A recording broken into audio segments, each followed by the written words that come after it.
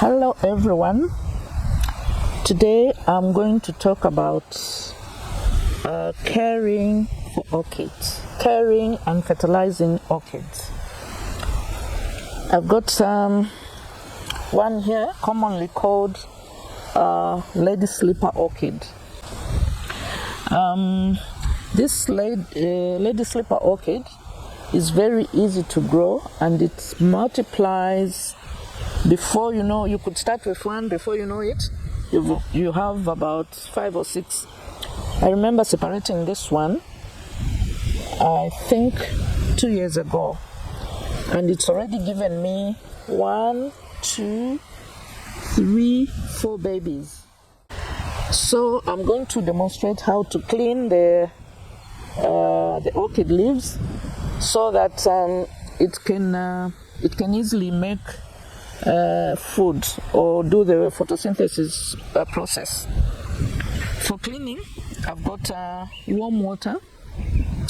Now that it's cold, you don't want the plant to go into shock by using cold water. So I've got warm water, which to clean the leaves. And then the warm water is here. And I've got a bowl of water from boiled eggs as part of the fertilizing. Then I also have fertilizers that I just want to show you. This particular fertilizer is produced by Starcase, and we have them in Lusaka. You can actually get this from Builder's Warehouse. And I think at some point they used to be available in Pick and Pay. The problem we have in Zambia is that it's very difficult to stick to one regime of fertilizer, because you can go into the shop and you're able to buy this one today. You go 2 months later, you find they don't have, they've run out. So we tend to use all sorts of fertilizers, and very difficult to know which one is working well. There's also this one, Miracle Grow. It's for all types of plants, not just orchids. So when you're using something like this, which is not specifically for orchids, you just have to remember that you have to make it weaker. Say instead of dissolving a full cup, you dissolve half a cup, maybe in 1 liter of water.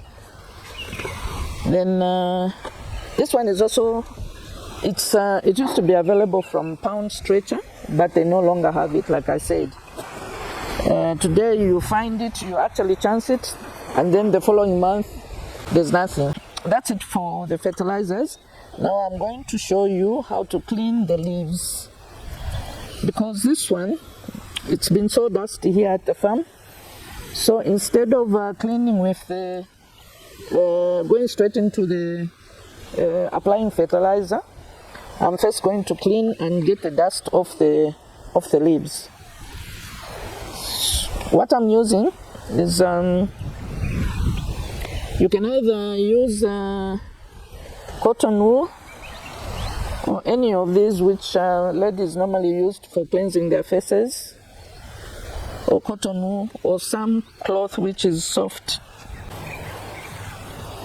So I'm stroking gently to remove all the dust.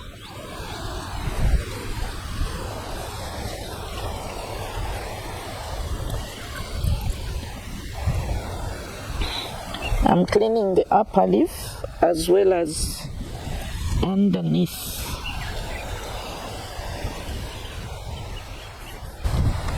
The borehole water has got a lot of lime, so you find that sometimes when you spray on the leaves, they look like they've got dust, but in actual fact it's lime.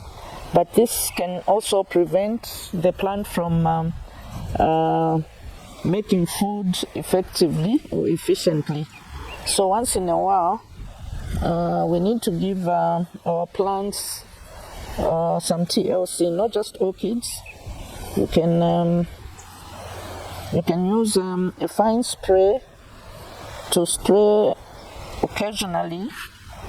You just have to be careful and remember to spray even the underneath. I think I enjoy giving my plants the homemade fertilizers, which I make myself. Like I mentioned, that this water, it looks like water, but there's some trace elements of iron from the boiled eggs. I'm sure you know that the eggshells contain useful trace nutrients which all plants need, and you don't have to apply every week. The plant with just one application can last even a whole month. So you don't have to go deep into your pockets and buy expensive fertilizers. You can make your own. You can use onion skins. You can use garlic, the garlic skin, or even the garlic itself. You just chop it up, and if you want, you can blend it, or you can just chop it up and put it in a glass bottle and let it sit for a few hours before you apply. Even if you're boiling potatoes, you don't apply salt to the water. Then you can use that water after it has cooled down to clean the leaves, and also just put in the plant itself. That is another fertilizer. Rice water is another one. For those that soak rice before cooking, that water is very, very good for plants, not just orchids, or plants. Again, you use it in the same manner that I'm using it, and that is pretty cheap. Because you get to eat the rice, and the plant gets to eat with you when you use that water.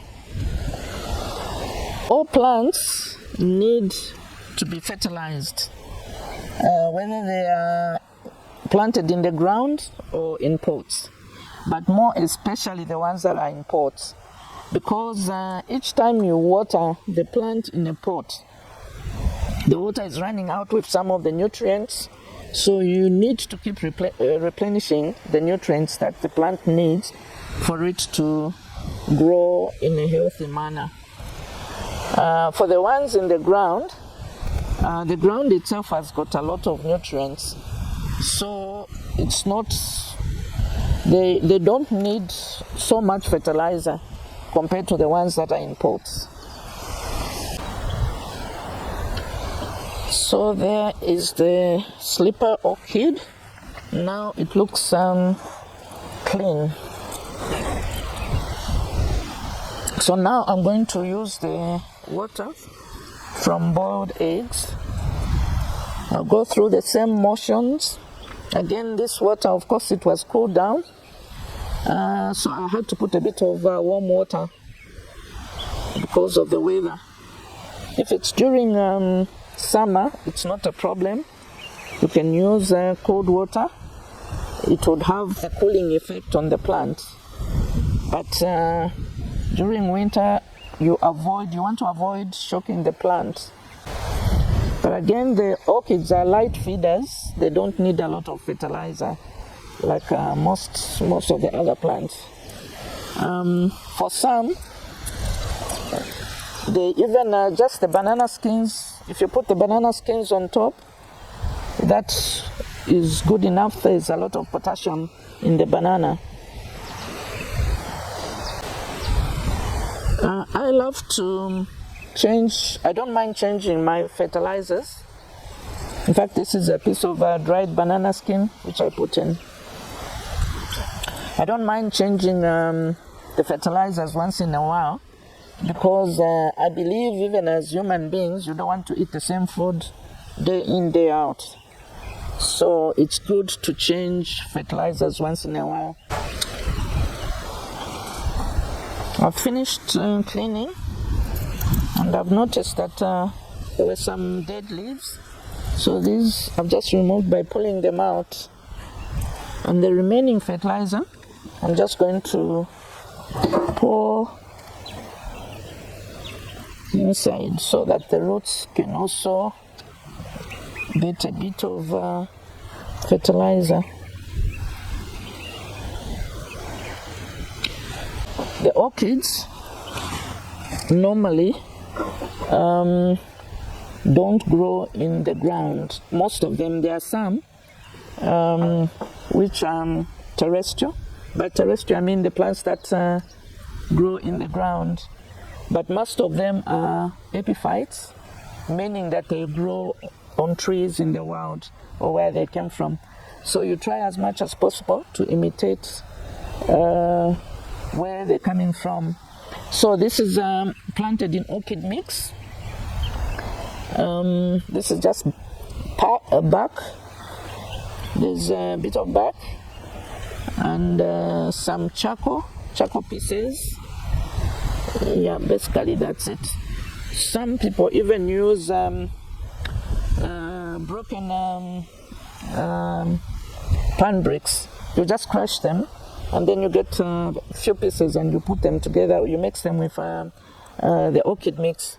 The orchid mix is available sometimes at Sandy's Creation. Again, it's not readily available. Sometimes you get it, sometimes you don't get it. Other people are able to make their own orchid mix. I think the Cooper belt has got plenty of bark. I think it's fir bark, but you need to, for you not to pass on a disease to your orchid, you need to actually boil that bark and rinse it thoroughly and dry it out before you can use it. Otherwise, you may just be spreading the germ. So that is it on the caring for orchids, fertilizing and cleaning. This one is one happy plant. It wasn't so happy, but now it looks alive. Nice and green, nice and clean.